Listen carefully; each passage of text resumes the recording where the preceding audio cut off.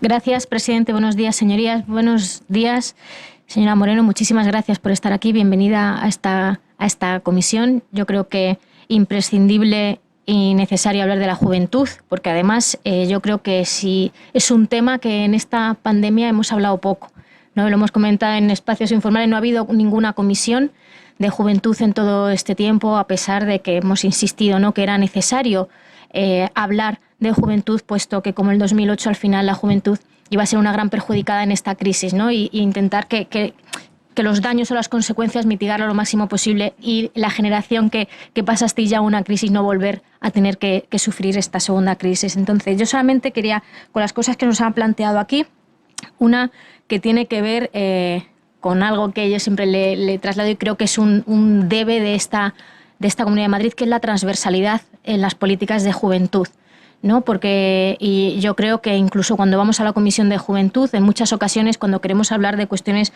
como la emancipación, o sea, empleo, vivienda, sanidad, es algo que queda fuera, por así decirlo, de la Dirección General de Juventud y tiene que ver y tienen que venir de otras consejerías para hablarnos, pero somos incapaces de ver que realmente exista un trabajo transversal a la hora de la elaboración de esas políticas, ¿no? Y yo creo que eso también afecta a la falta de datos, ¿no?, en materia, porque no sabes muy bien dónde tienes que dirigirte, e incluso la evaluación. Y yo quería preguntarle también qué opinan o si se considera que en la Comunidad de Madrid se evalúan las políticas, el impacto que tienen en la juventud, que yo creo que también, o qué opinan al respecto. Yo creo que las políticas que se desarrollan desde otras consejerías, a falta también de esa transversalidad, debiéramos conocer cómo impactan esas políticas en la juventud.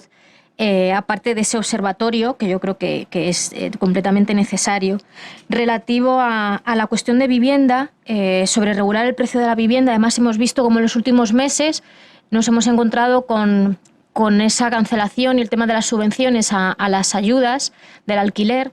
Pero sí es cierto, yo quería compartir la opinión de que sí es cierto que es necesario que haya ayudas al alquiler, que tampoco debe ser la solución definitiva aumentar el presupuesto en ayudas al alquiler, ¿no?, entendiendo que eso no va a regular tanto el precio o que corremos el riesgo que al final esas subvenciones terminen en grandes tenedores, que en esos fondos buitre, es decir, por medio de una subvención a un particular para que pueda pagar un alquiler, pero que finalmente va a terminar en los mismos propietarios que son dueños de un porcentaje altísimo del parque de vivienda, ¿no? Entonces, sobre regular el precio de la vivienda y que tenga que ser a través de parque público de viviendas, también yo creo que no se puede permitir que haya 250.000 viviendas vacías en la Comunidad de Madrid o que viviendas públicas se terminen vendiendo a fondos buitre, ¿no? Pues cómo blindamos el que no se pueda hacer esa venta a fondos buitre, y en el caso de que si alguien está utilizando la vivienda para no está garantizando el derecho a la vivienda, sino que lo está haciendo para especular, la administración tenga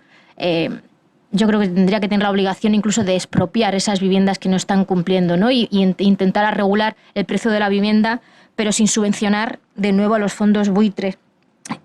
Sobre la cuestión del ocio alternativo, también qué propuestas. Creo que es súper necesario y entender el ocio más allá de albergues y animación, etcétera, sino un ocio alternativo, de ese ocio del que sea protagonista la propia juventud, ¿no?, que sea capaz, y yo creo que va un poco en lo que ha dicho, la necesidad de que puedan disponer de espacios. Es decir, la Comunidad de Madrid, ¿por qué no dispone o posibilita a esas entidades, organizaciones juveniles, que les pueda ceder espacios para que los puedan organizar y hacer su propuesta cultural? Porque además estamos viendo el tema de la ludopatía, ¿no? Y estamos viendo cómo la población joven está yendo y se está enganchando a las máquinas, porque lo entienden además como un espacio de socialización. Entonces yo creo que también tenemos una responsabilidad muy grande de cómo hacemos desde la administración dar una respuesta a toda esa gente que entiende se está empezando a socializar en casas de apuestas o echando a la tragaperras. Quizá es porque no hay una oferta alternativa o no estamos dando